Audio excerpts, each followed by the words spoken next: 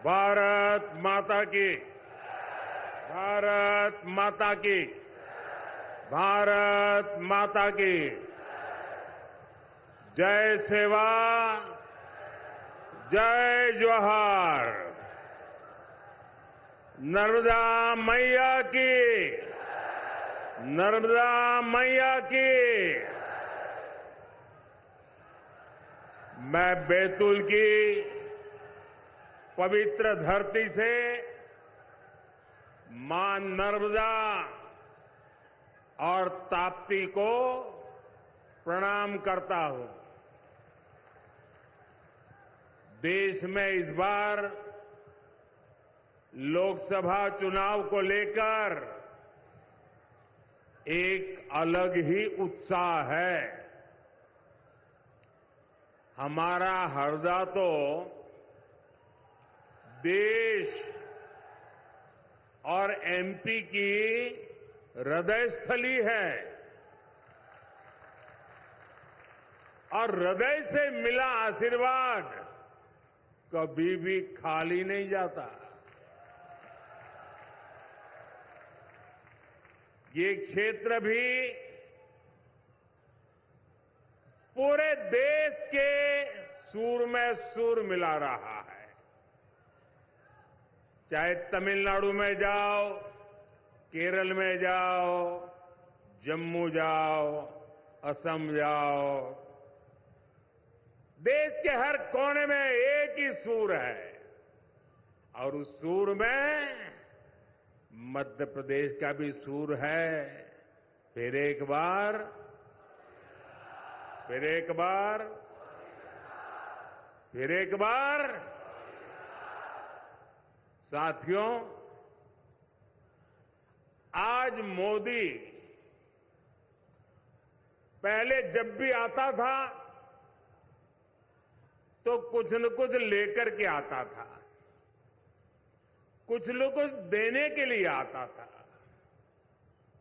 कभी ये योजना, कभी वो योजना, कभी ये विकास का काम, कभी वो विकास का काम।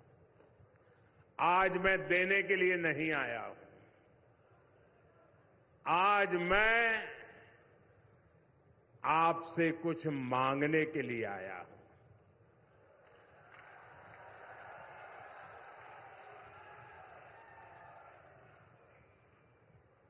सर झुका करके मांगने के लिए आया हूं। मेरे लिए नहीं, आपके बच्चों के उज्जवल भविष्य के लिए मांगने के लिए आया हूं। मैं आज आपके पास मांगने के लिए आया हूं। देश के उज्जवल भविष्य के लिए मांगने के लिए आया हूं। मैं आज आपसे मांगने के लिए आया हूं विकसित भारत के संकल्प को साकार करने के लिए कुछ मांगने के लिए आया हूं। और मैं आपसे मांगता हूं आपके आशीर्वाद। मुझे आपके आशीर्वाद चाहिए। आपका आशीर्वाद ये मेरी बहुत बड़ी पूंजी है। जनता जनार्दन ईश्वर का रूप होती है और जब जनता जनार्दन आशीर्वाद देती है तो आशीर्वाद स्वयं ईश्वर के आशीर्वाद होते हैं।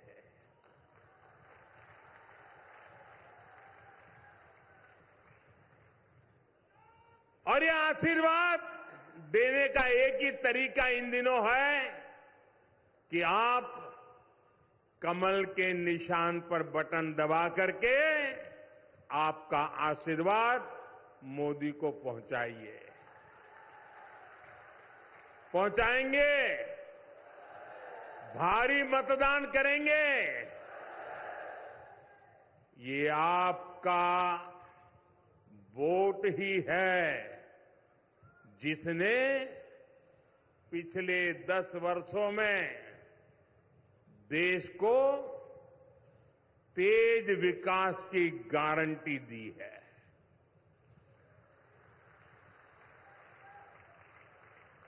आपके एक वोट ने भारत को दुनिया की 5वीं सबसे बड़ी अर्थव्यवस्था बना दिया। आपको पता है ना, दुनिया में मैं जब आपने मुझे काम दिया उसके पहले हम 11 नंबर पे थे और इतने कम समय में हम 5 नंबर पर पहुंच गए। किसके कारण? किसके कारण? किसके कारण? किसके कारण? किसके कारण? अरे मोदी के कारण नहीं, आपके एक वोट के कारण हो गया ये आपके वोट की ताकत है और मैं आज आपके वोट की ताकत का आपको साक्षात्कार कराने के लिए आया हूं। आपके एक वोट ने विदेशों में भारत का डंका बजा दिया। आपके एक वोट ने सीमा पर से हमें आंख दिखाने वाले दुश्मन के होश ठिकाने लगा दिए। और ये आपका ही एक वोट है जिसने अयोध्या में 500 साल के इंतजार के बाद रामलला को भव्य मंदिर में विराजमान कराया।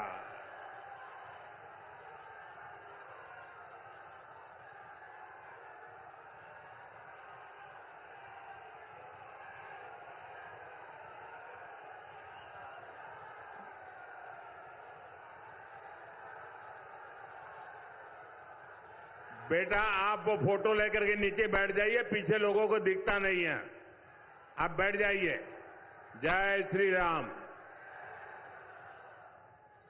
और इन 10 वर्षों में ये जो काम हुआ है वो तो केवल एक ट्रेलर है, ट्रेलर। अभी तो मुझे देश को, मध्य प्रदेश को बहुत आगे लेकर के जाना है।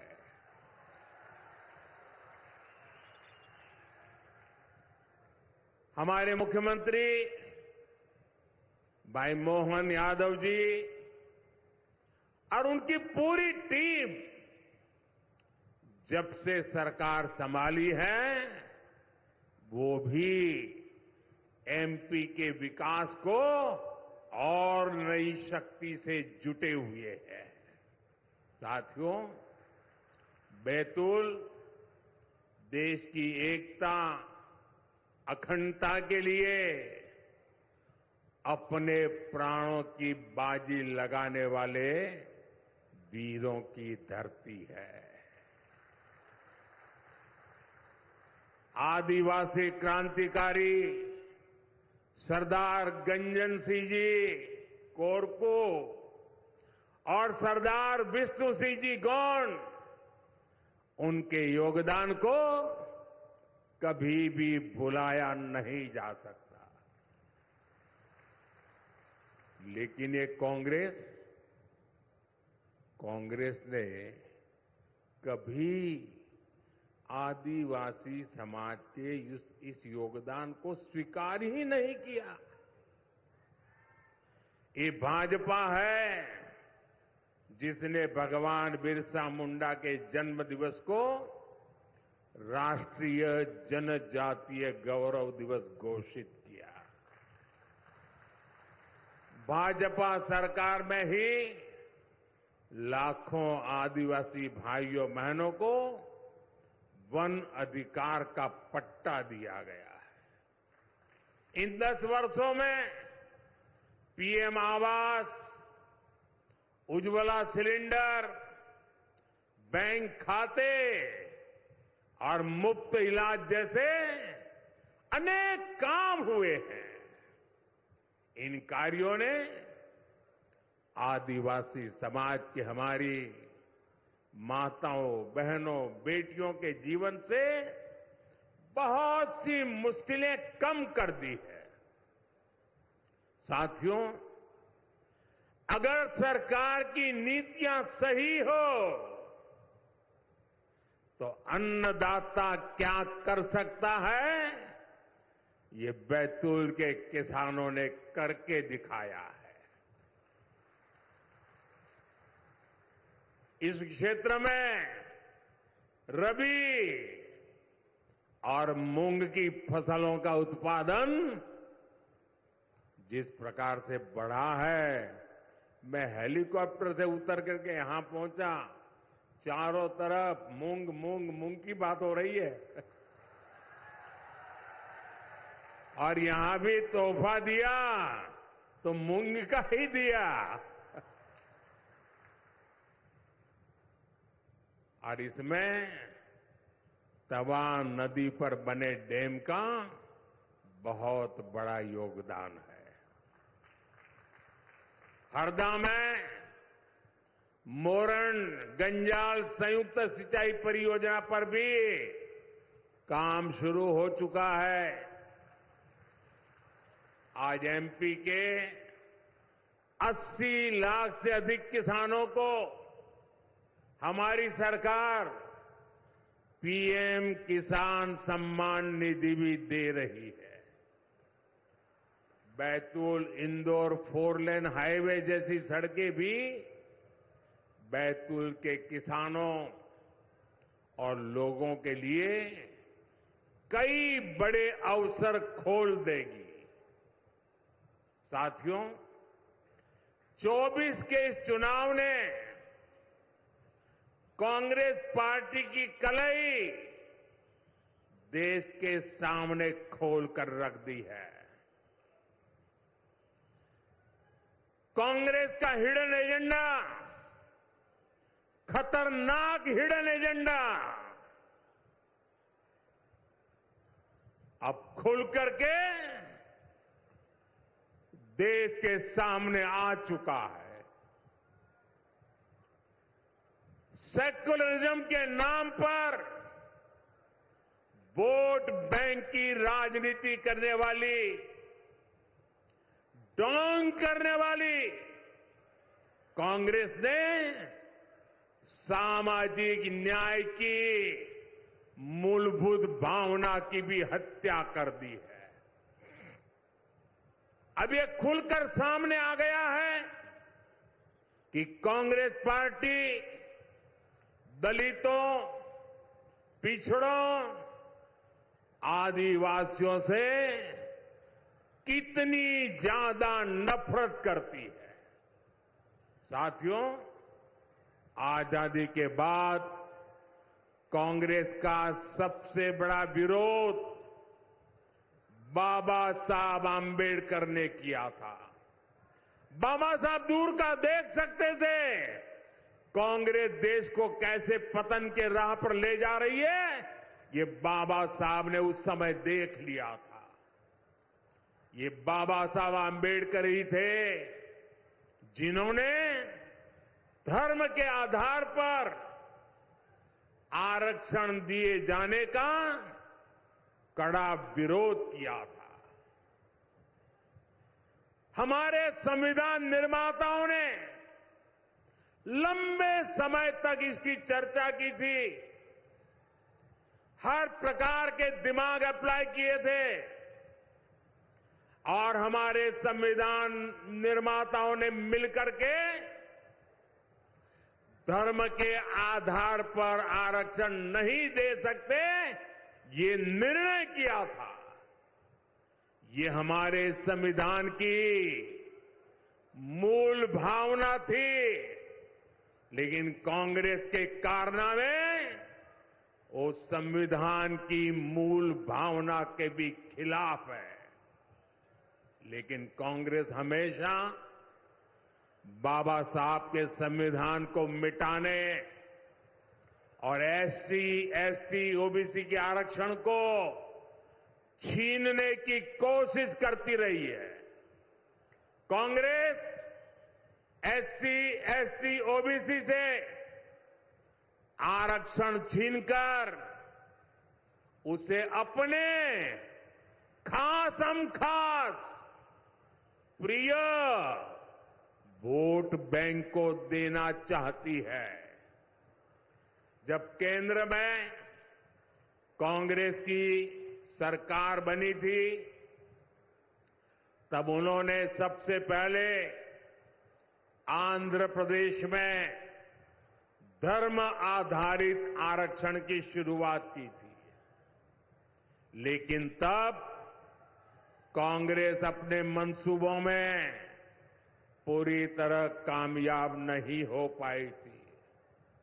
लेकिन भाई और बहनों, कांग्रेस पार्टी अभी भी वो खेल खेलना चाहती है, चोरी छुपी से करना चाहती है, पर्दे के पीछे रह करके देशवासियों की आंख में धूल झोंक करके वो खेल खेलना चाहती है।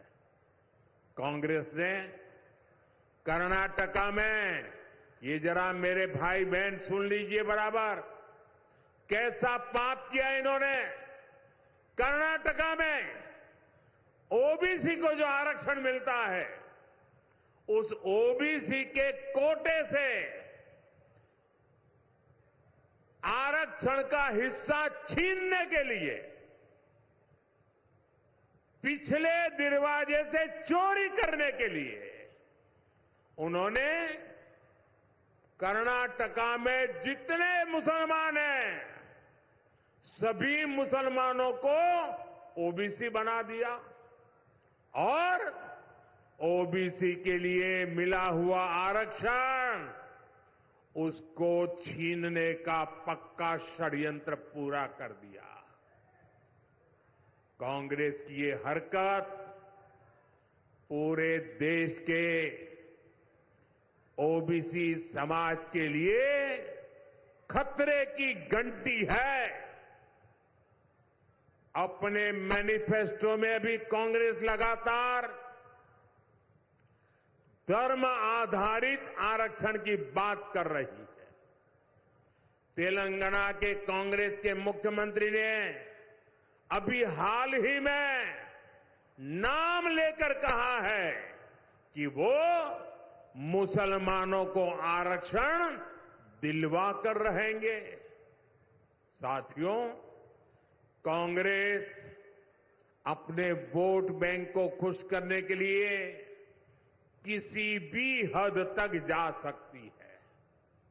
अब कांग्रेस ने देश के लोगों की संपत्ति छीनकर उसे भी अपने वोट बैंक को मजबूत करने की तैयारी शुरू की है।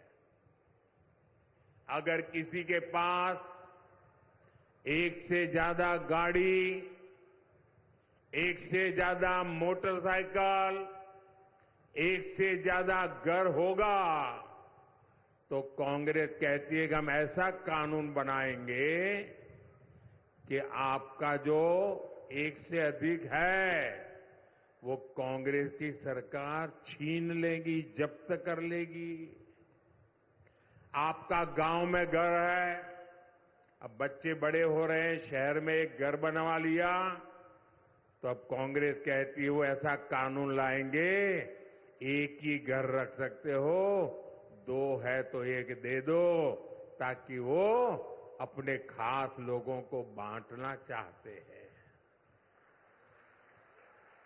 वो कहते हैं एक्सरे करेंगे, एक्सरे देश का, और देश की महिलाओं के पास कितने गहने हैं उसकी भी जांच कराई जाएगी। किस महिला के पास कितना स्त्री धन है उसकी भी जांच कराई जाएगी। मंगलसूत्र कैसे छीन लिया जाए उसकी योजना बनाई जाएगी। ये सब संपत्ति सोना चांदी छीनकर कांग्रेस अपनी वोट बैंक मजबूत करने के खेल खेल रही है। और इस बात का वो कांग्रेस के नेता अपनी रैलियों में खुला ऐलान कर रहे हैं। आप मुझे बताइए, आप अपनी संपत्ति किसी को भी छीनने देंगे क्या? छीनने देंगे क्या? ऐसे छीनने वालों को आप माफ करेंगे क्या? साथियों, कांग्रेस कैसे आपकी संपत्ति को लूटना चाहती है, इसका एक और उदाहरण आज देश के सामने आया है। कांग्रेस के शाहजादे के सलाहकार, कांग्रेस के बड़े नेता ने कहा है कि भारत में इनहेरिटेंस टैक्स लगना चाहिए, यानी आपके दादा दादी माता पिता ने जो कुछ भी बचाया है और उनके स्वर्गवास के बाद जो आपको मिलेगा, उसमें से आधा कांग्रेस सरकार हड़प करना चाहती है। बताइए, आपके माता पिता ने जो मेहनत करके कमाई करके आपके लिए छोड़ा है, वो उस पर आपका अधिकार है कि नहीं है? आपका अधिकार है कि नहीं है? ये आपके परिवार की मेहनत की कमाई है कि नहीं है? क्या आपको को छीनना चाहे तो छीनने देंगे क्या? लेने देंगे क्या? क्या ऐसा सोचने वाली कांग्रेस को सत्ता में आने देंगे क्या? क्या उनके लिए लूट चलाने का रास्ता खोल देंगे क्या? भाइयों बहनों, ये सोच कैसी है? अरे हमारे देश में तो अलग संस्कार है, अलग संस्कृति है, और कांग्रेस के नेता इस बयान पर बवाल के बाद अब कांग्रेस झूठ बोल रही है। ये तो शाहजादे के सलाहकार की व्यक्तिगत राय है, लेकिन सच्चाई ये है कि साल 2011 में भी कांग्रेस ने इनहेरिटेंस टैक्स की वकालत की थी। कांग्रेस के तब के एक बड़े मंत्री ने प्लानिंग कमीशन में कहा था कि इनहेरिटेंस टैक्स का विचार किया जाए। विरासत पर टैक्स लगाने की कांग्रेस की पुरानी इच्छा से कांग्रेस इनकार नहीं कर सकती। साथियों, हमारे देश में मेहनत करके थोड़ा थोड़ा बचाकर आने वाली पीढ़ियों के लिए कुछ न कुछ संपत्ति छोड़कर जाने की परंपरा है।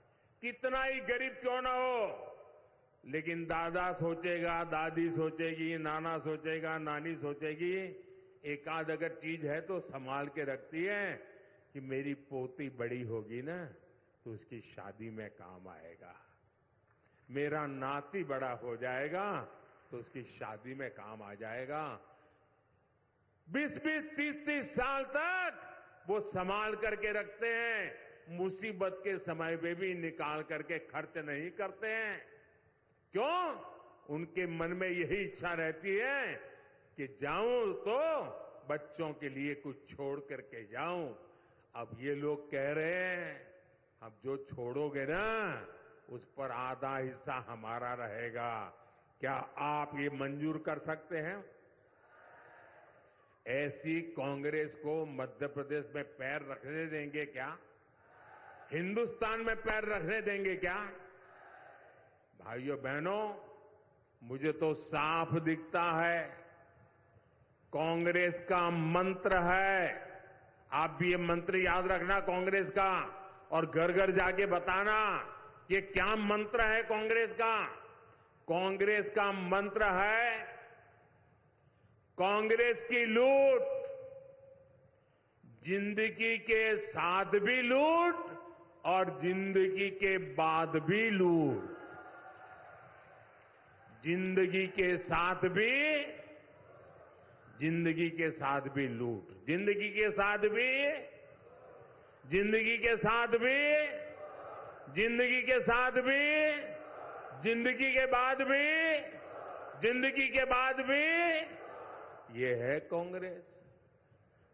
इसलिए आपको कांग्रेस से बहुत सावधान रहना है।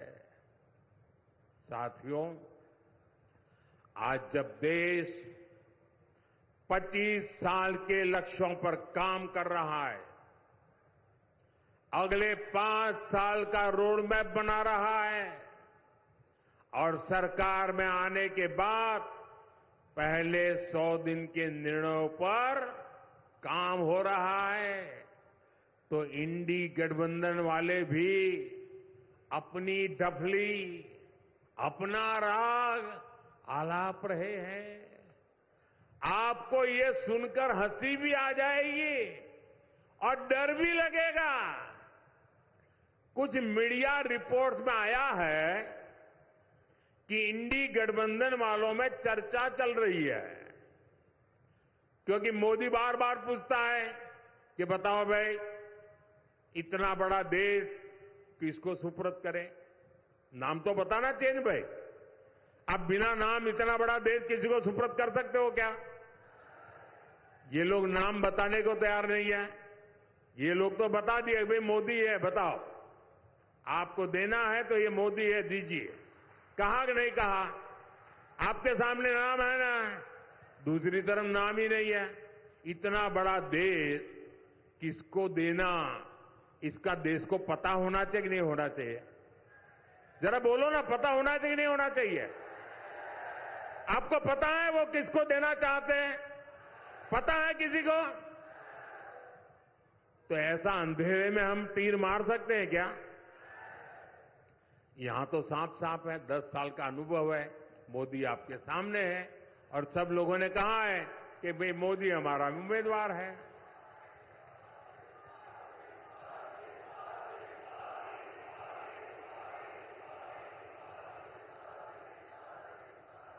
ये लोग इसका जवाब ढूंढ रहे थे, जवाब मिल नहीं रहा था, लेकिन अभी कुछ मीडिया रिपोर्ट में आया है कि मोदी बार बार पूछ रहा है कि भाई बताओ तुम्हारा नेता कौन, किसको सुपुर्द करे? तो बोलते हैं उन्होंने फॉर्मूला बनाई है। उन्होंने फॉर्मूला बनाई है कि कौन प्रधानमंत्री बनेगा। कहा जा रहा है कि ये लोग 1 ईयर 1 PM फॉर्मूला बना रहे हैं, यानी 1 साल 1 PM, दूसरे साल दूसरा PM, तीसरे साल तीसरा PM, चौथे साल चौथा PM, 5वें साल 5वां PM। बताओ भाई क्या होगा देश का? क्या होगा? क्या होगा मुझे बताइए? देश बचेगा क्या? आपका सपना बचेगा क्या? आपके बच्चों का भविष्य बचेगा क्या? इसका मतलब ये PM की कुर्सी का भी ऑक्शन करने लग गए हैं। भाई बताइए, जो बोली बोलेगा 1 साल बैठेगा। और मजा क्या होगा फिर? जो एक ऊपर बैठेगा ना, 4 लोगों को कुर्सी की टांग पकड़ करके बैठ जाएंगे और मौके की तलाश में रहेंगे कि इसका साल पूरा कब होता है, उसको हिलाते रहेंगे। भाइयों बहनों, यूं तो जो सुनने के बाद लगता है कि यार तो शायद मुंगेरी लाल के सपने जैसा होगा, लेकिन साथियों मैं आपको जागृत करना चाहता हूं, मैं चेताना चाहता हूं। ये मुंगेरी लाल के हसीन सपने कहावत कह करके सो जाने वाला मुद्दा नहीं है। ये बहुत डरावना खेल है। ये देश को तबाह करने वाला खेल है। ये सपना हसीन नहीं है, ये आपके सपनों को चूर चूर करने वाला खेल है दोस्तों। और इसलिए जाग जाइए, चेत जाइए, आपके वोट की ताकत समझिए। मेरे प्यारे भाइयों बहनों, देश को बचाने के लिए आप आगे आइए।